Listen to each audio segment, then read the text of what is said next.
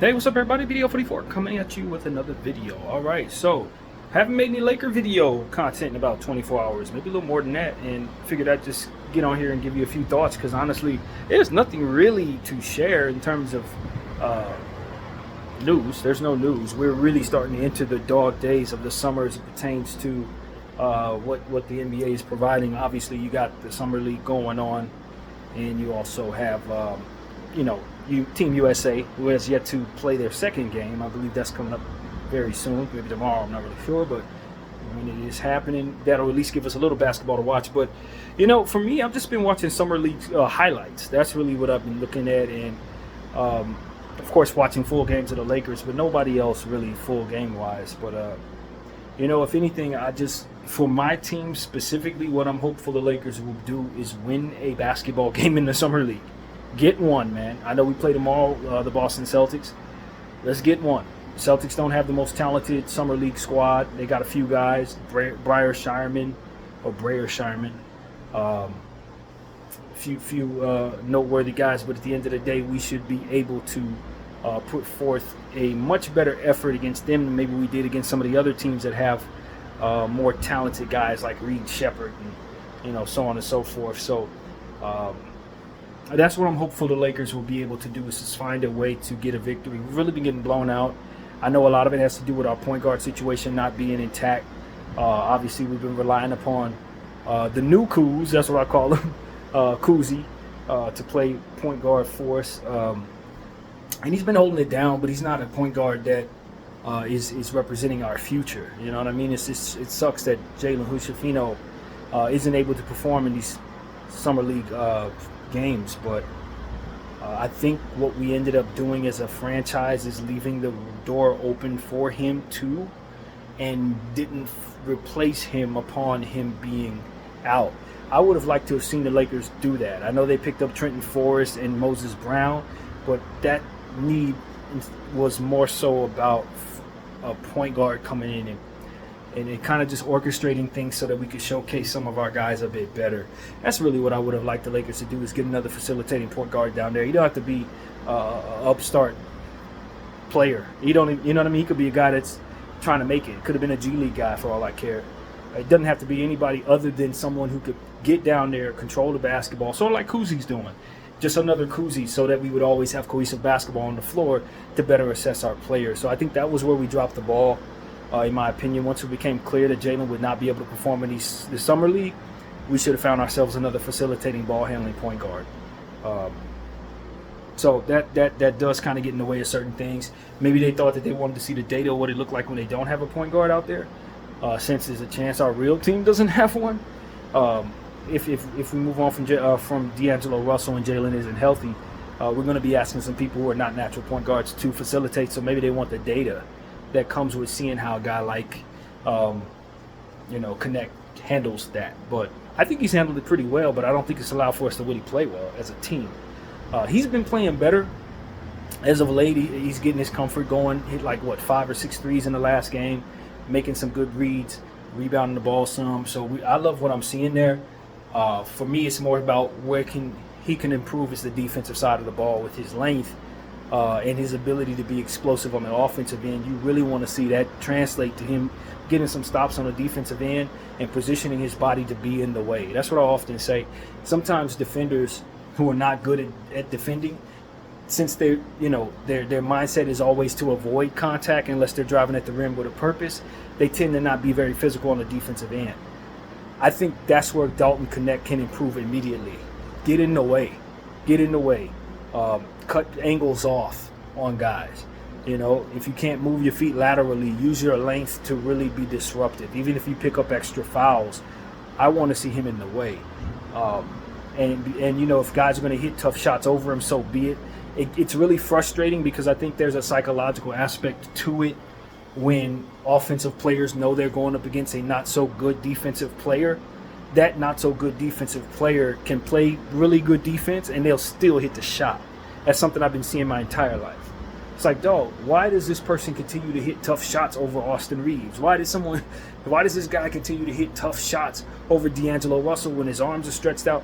Good defensive players, he's going to miss that shot same body length, you know what I mean? But I think it's a real psychological thing to where the confidence of the player knows that the defensive player is not going to be able to disrupt them as much as maybe a more talented reputation defensive player. Same body length, same height, same physicality, but it hitting tough shots over you. So I think that there's probably something to that.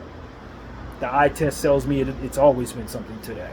And I think Dalton Knecht's a guy who's played some good defensive sequences and guys have hit some tough shots over him. So I just think that you have to build your reputation as somebody who can disrupt those things. Also, far be it from me as a basketball, novice to have played the game only at a very, very, very novice level, to really understand exactly what comes of these type of sequences that I just described. But one thing I can say is being preventative and keeping guys from getting into their spots and being able to shoot in rhythm can likely cut down on the likelihood that they make those tough shots over these not so good defenders. You got to bump these people off of their spots, and you got to make them disrupt their rhythm. Because if they even if it's a tough shot, these guys practice tough shots. Some of these guys are really talented in that way. But one thing they can't do is overcome a foreign sequence of muscle memory. You know what I mean? Something that their muscles are not used to. They're going to move boom, boom, boom, fade away, jump shot. If you force them into making another boom out of that situation, now suddenly they're out of rhythm, and the likelihood that they hit that tough shot decreases a great deal. The likelihood that they even get a tough shot off decreases in general in those situations. Now, granted, easier said than done. If it were something that the not so good defender were able to do, they wouldn't be a not so good defender. But I think there's something to be said for knocking a guy off of his spots. He wants to get to a certain spot and he wants to move in a certain rhythm. Finding a way to disrupt that is really the goal, I think, on the defensive end for all players, but especially for guys who are not that great defensively. They got to find a way to knock a guy off of his rhythm and keep him off of his spot. And so strength has a lot to do with that, I imagine, but also intentions and being disruptive. And so I just think there are certain things defensively that only I understand in theory rather than actually have played the game, and that's unfortunate for me. But in listening to people talk about the defensive end, studying the opponent obviously is important. Knowing what a guy's going to do, you got to watch film so so you're not moving blind out there, and then from there, technically moving in a sound way that knocks players off of their rhythm, off of their balance, and ultimately out of the sequences that they know very well, that they practice all the time. So if I were a guy like Dalton Knecht, where I make my money on the offensive end, the best thing I could do for myself for the defensive side of the ball is to do as much homework on these people as possible. Study that side, even if it's not the most natural thing. The more information you have about a guy's tendencies, the more likelihood you can stumble into being lucky defensively. You know what I mean? It's one thing to not be able to move your body fast, this, that, and the third. It's another thing to be going blind and to not be moving your body in a way that can actually disrupt guys. So a bad defender needs to study his opponents very, very well on the offensive end. So that's just what I think. Dalton may not be as bad of a defender as I'm speaking, but just in general, this would be what I would hope that real basketball minds would be able to co-sign me on, because I think there's some merit to that.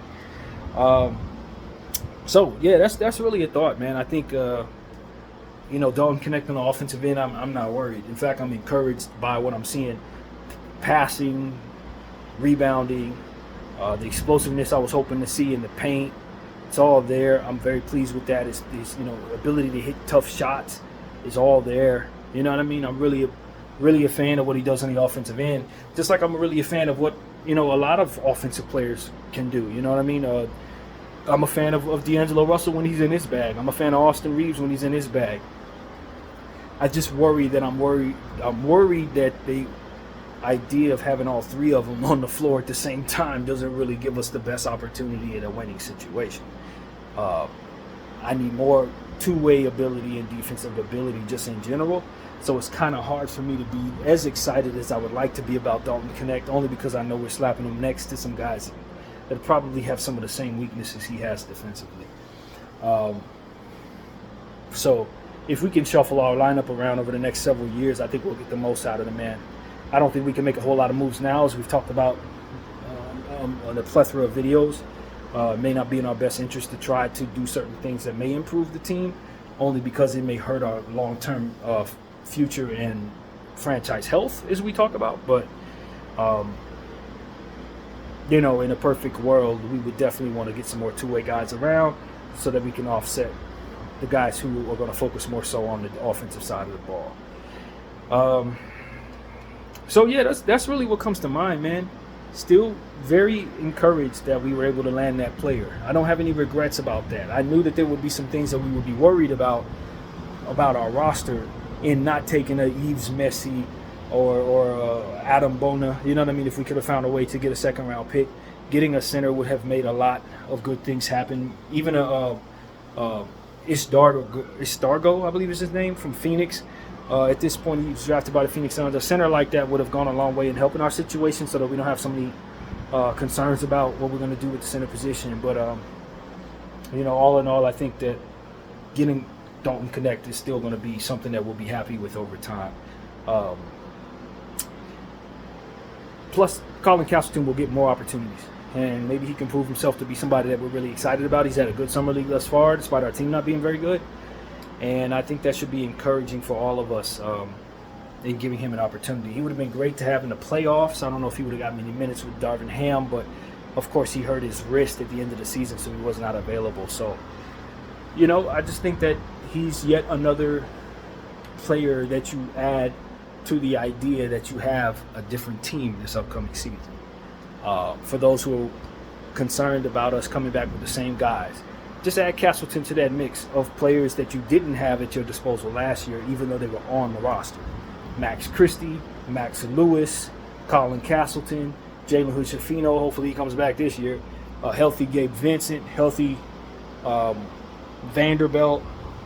All of these players, you really haven't added them to the mix. Last season they weren't utilized at all, or weren't healthy. So I just think that if we don't do anything with our roster, those of us who are frustrated because we're running back the same team are possibly neglecting the idea that there's so much from their roster that they were not able to use last year. That will give them a different dynamic. You will have different rotations on the floor, and that will affect what you see out there in terms of what guys can do and what ultimately they're expected to do in this unit. So it's a different unit, man. I'm telling you, there are lineups that you didn't see that could be utilized to get certain things out of it that you weren't able to get last season. And so while it's not a perfect roster by any stretch of the imagination, part of the reason why it was underperforming, it was because of the key pieces of Gabe Vincent and Vanderbilt not being available for a good majority of the season. So I do think we'll try to move probably both of those guys if we make a move. I'd expect both of them to probably be involved in whatever trade would be possible, but I think there's a good chance, if not a great one, that we're not going to get a trade out of this offseason. So I'm not as irritated as many are with us not making a move, not only because of what I always have in mind about financial health, of franchise health rather, but more so because I do think that this is a team that has so many different dimensions that have not been explored. So it's just not. If we had seen all that this roster could do last year, then it would be like, all right, it ain't enough. Let's move on. We have to do something. But the reality is, that's not what happened. That you didn't see what the real vision of this team was supposed to be last year. Not only because of the injuries, but because of how Darvin Ham's imagination forced us into circumstances that didn't utilize this roster very well. The little that he had, he didn't use right. Let's be honest with you. So that's something that needs to be worked into the equation when we consider our frustration about not making moves. If I did see a move being made, I would likely want the Lakers to get, as I've said once before, get a $2 million center. Although if Colin Castleton is somebody who can fill in that void,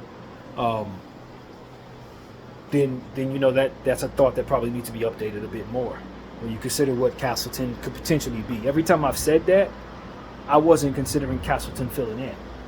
But if he's ready to be that off the bench center, then the need for us to get that big is obviously not as important.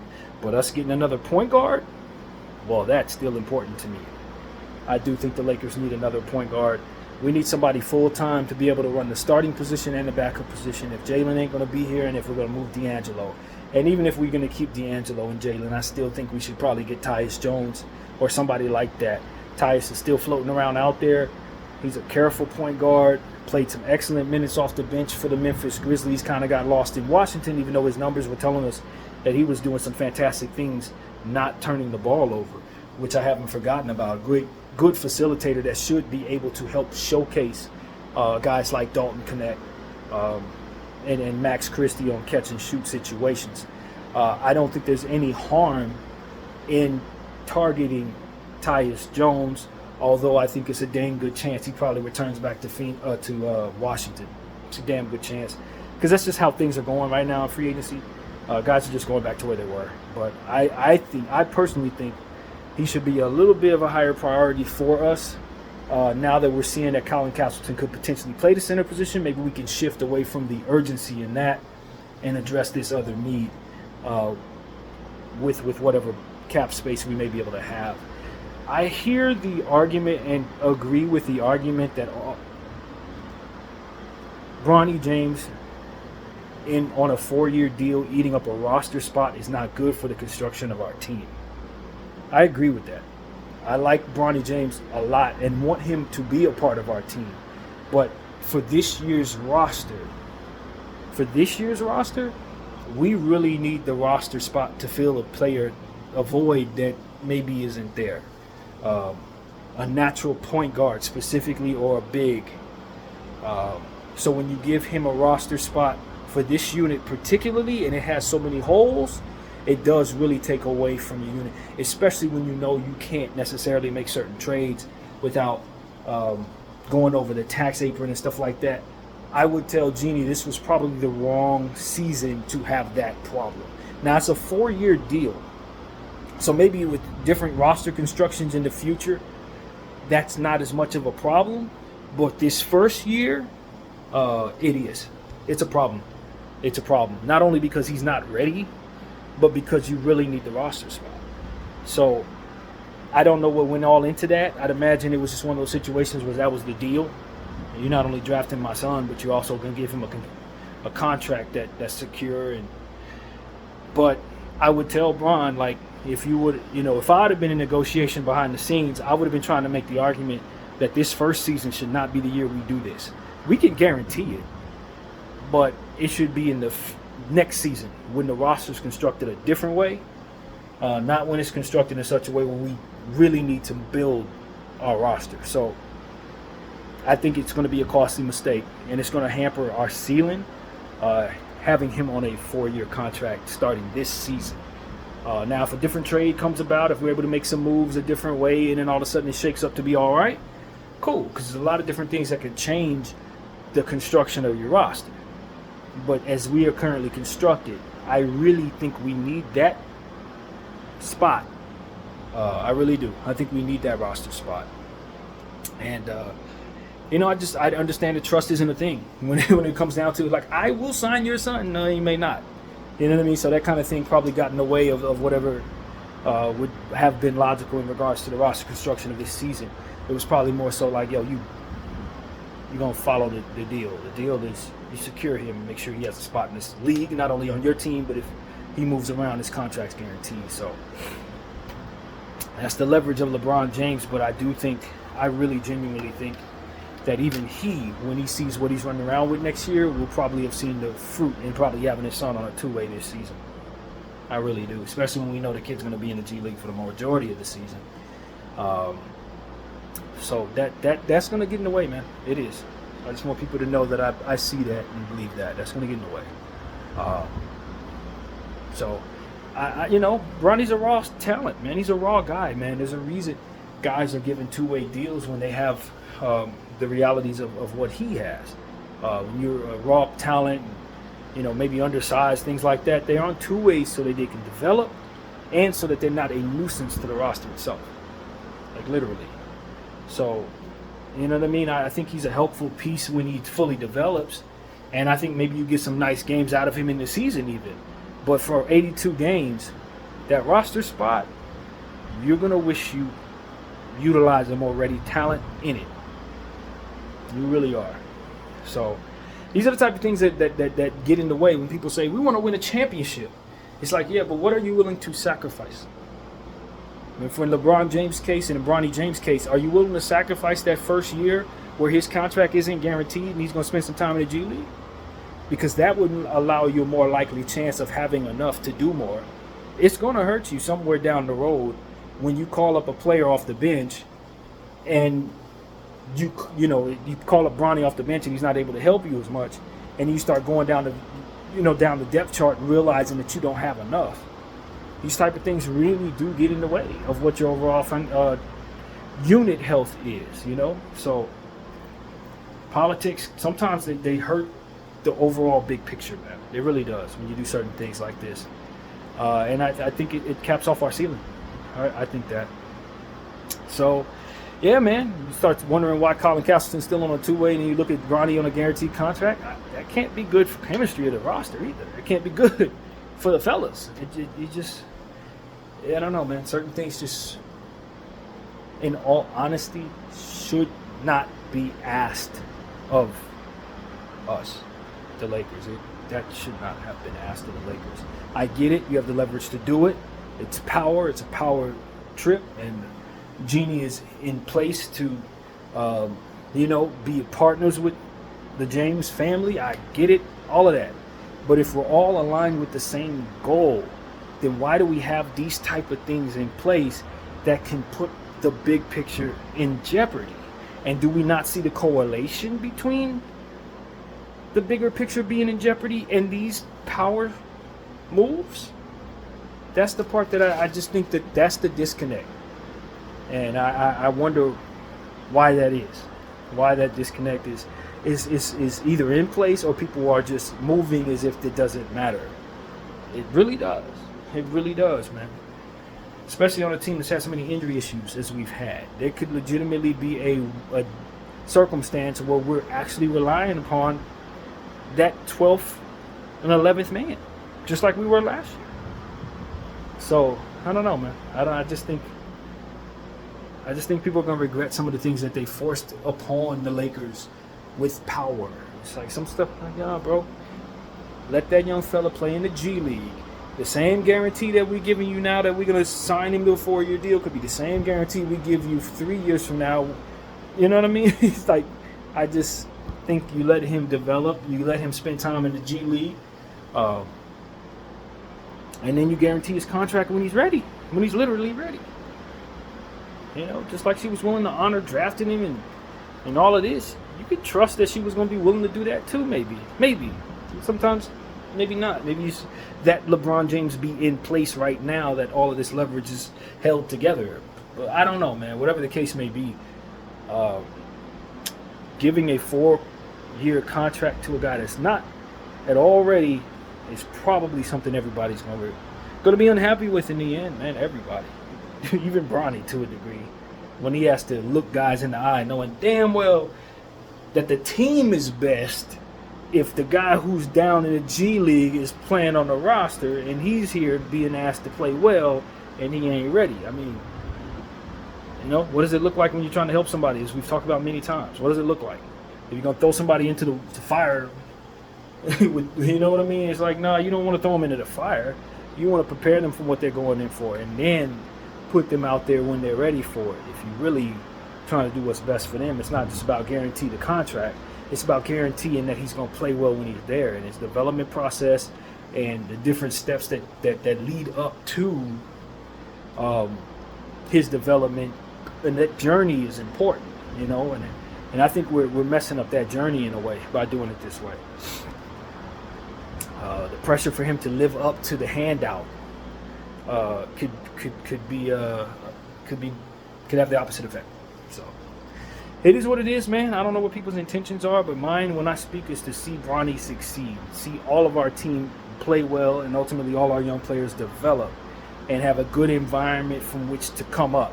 And I just think certain things don't need to be the way that they are in order for all of that to effectively occur. So that's my point of view, man. I'll get off of that. But yeah, that's pretty much my thoughts, man. We're looking forward to the game tomorrow against the Boston Celtics. We'll learn about our team a little further. Obviously, we don't expect they will be world beaters because they just, the Summer League team isn't constructed properly without that point guard piece in place. But I'm wondering, is it that the Lakers don't want Jalen Hood-Schifino to play because he's hurt with the back and he's still recovering from the surgery? Or is it because they're trying to keep him healthy for trade opportunities that are coming about? I think it's probably a little combination of both, to be honest with you. But, yeah, I've said several times that I don't think trading him is going to make us happy. Unless we're trading him for somebody just as young as him, really. In the long run, you probably don't want to keep giving away talent. We've had a bad reputation of letting guys go before they bloom and then they go on and play well somewhere else. I just think that at some point in time, we got to look at that trait and throw a monkey wrench at that trait. You know what I mean? We're giving away everybody young, man. Not even everybody young, but just before they bloom, we send them out. How we handled Scottie Pippen Jr., like that was another one. Like Scottie Pippen's going to help the Memphis Grizzlies, like he really is.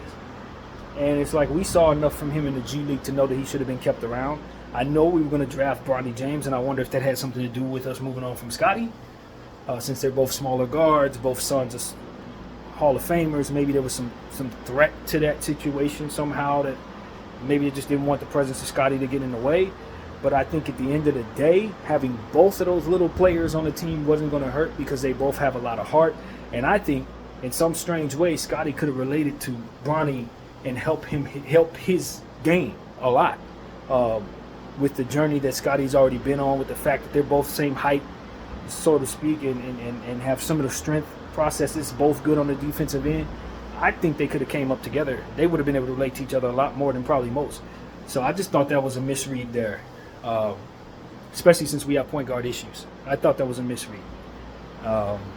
So these are things that, like, hindsight is 20/20. Maybe it's not best, but for me, from where I'm sitting, I would have loved to have had Scottie and Bronny working together in the G League, helping each other come up, or whatever the case might have been. Similar players, similar backgrounds, stuff like that. So I don't know, man. I just think that it's really important that we start considering holding on to some young guys, some young talent from here on out. We're giving away guys too soon, man. Alex Fudge should not have been given to the Dallas Mavericks, letting him just slide over there. That was a mistake. There's a lot of stuff like that we've been doing, and I think there's a pattern here. I think it's a DNA trait of our front office, and I think we need to really, really stop before we do it again. That's basically where I'm at. Take a look at this trait and try to learn from the fact that we've been doing this and it's been a mistake a lot of the time. So yeah, man, that's what I want to say, man. That is really my point of view. I don't think I need to add any more to this video. Salute the Kobe minute that passed 4 minutes ago, as I always forget, but I always remember just the same at the end. But that's what it is, man. I just want to give you guys some Laker content. If I hear anything, of course, I'll give you the news, but I don't think it'll be much news. I'll be popping in like this until we get some, though. So that's pretty much it, man. My name is BDL44. I thank you all for watching, and I'm out.